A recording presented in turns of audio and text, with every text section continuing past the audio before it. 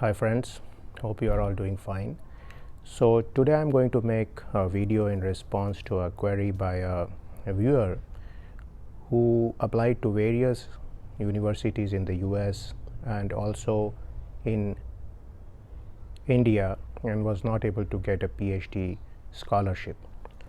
So this guy was somewhat despondent, and his problem is that can you get a PhD position somewhere else, because he really wants to do a PhD and pursue research.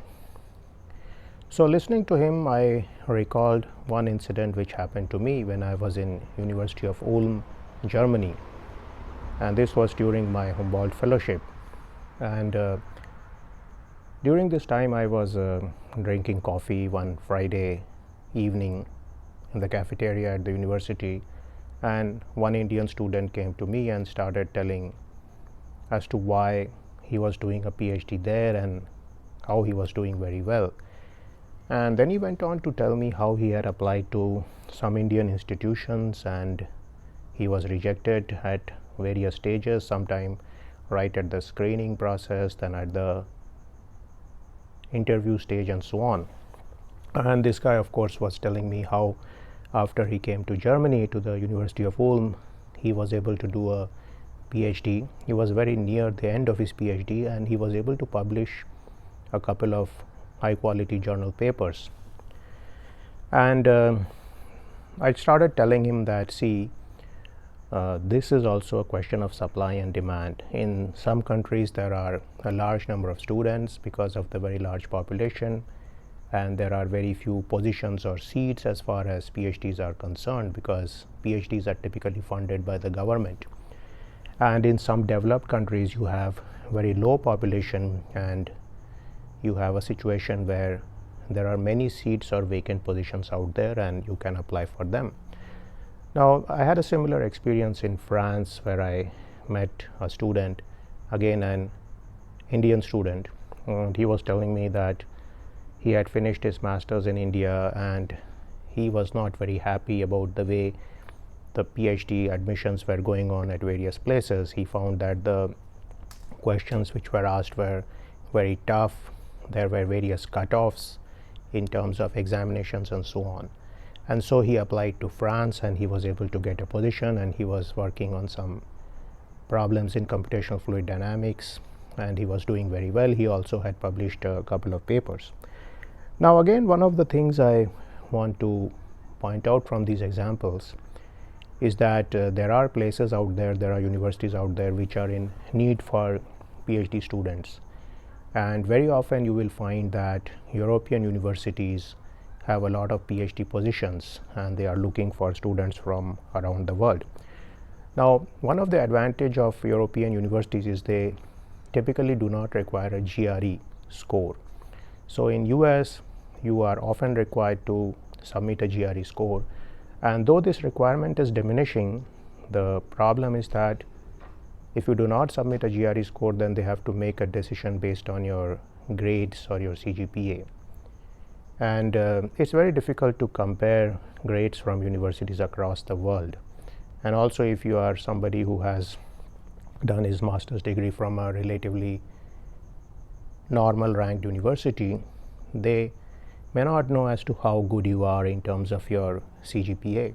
So again, in most cases, I would say giving the GRE gives you an edge as far as any US university is concerned. Now, of course, if you have a couple of journal papers or even one journal paper, your case becomes very strong.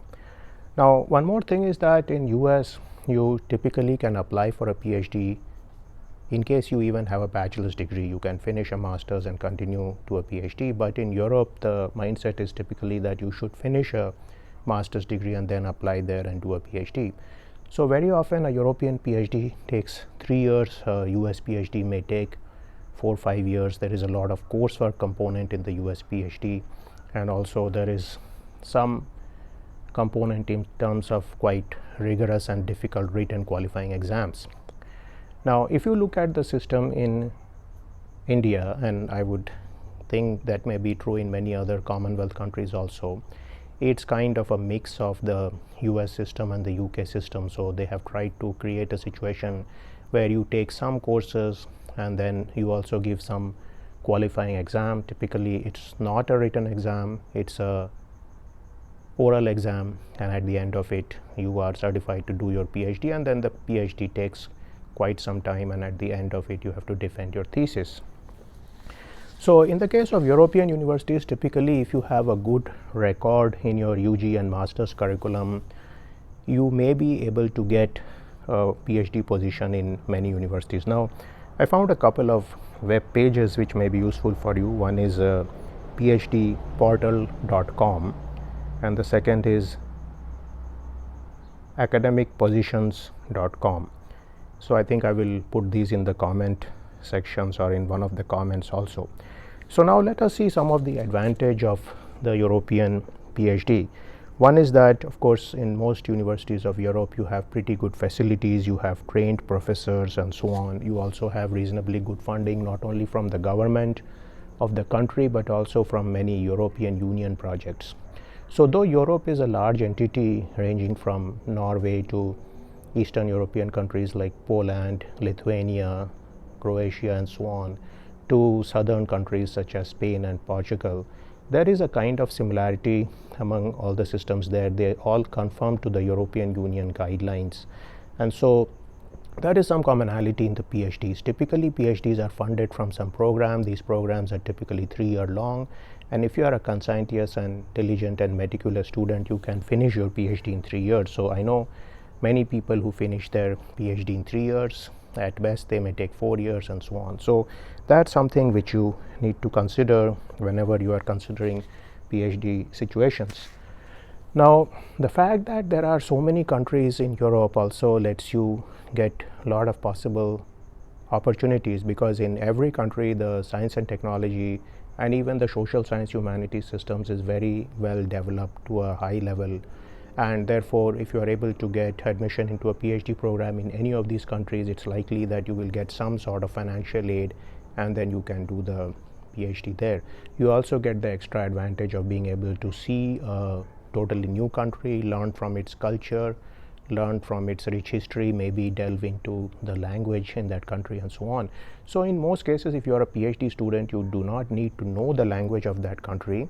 But like I've said before, in some countries such as France and to some extent in Germany, they do like the fact that you speak the language. But I'll caution you about one fact about France, is that French people like the fact that you know French, but if you do not speak French properly, they do not like that fact also. So it's good to know French to the extent that you are able to understand what people are saying, but you don't need to know French to the extent that you are speaking in it, because generally it is expected that if you try to speak French, you are cognizant of the various nuances which are present in the French language. And I would say the same thing about German, is that German is simple to understand, but when people start speaking German rapidly, it becomes progressively difficult to understand.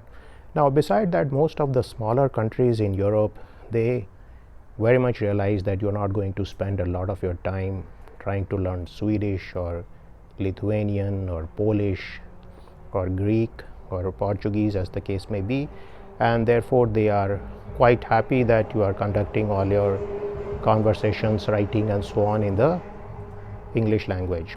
And I was present in some of the PhD exams in Europe, and in most cases I see that they bring somebody from an external university to look at the PhD thesis and to go through the defense, and very frequently, if it is possible, they try to bring the person from a different European country. So this does give an international flavor to the European PhD. So though there are so many different countries in Europe, it's very likely that if you are doing a thesis in the Netherlands, your PhD may have a person coming from Germany or from Denmark to actually review your thesis.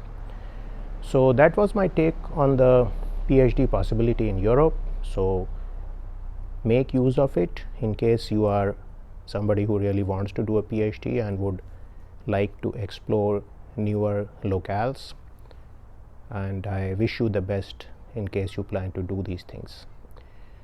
So I will see you in a video sometime soon. See you then.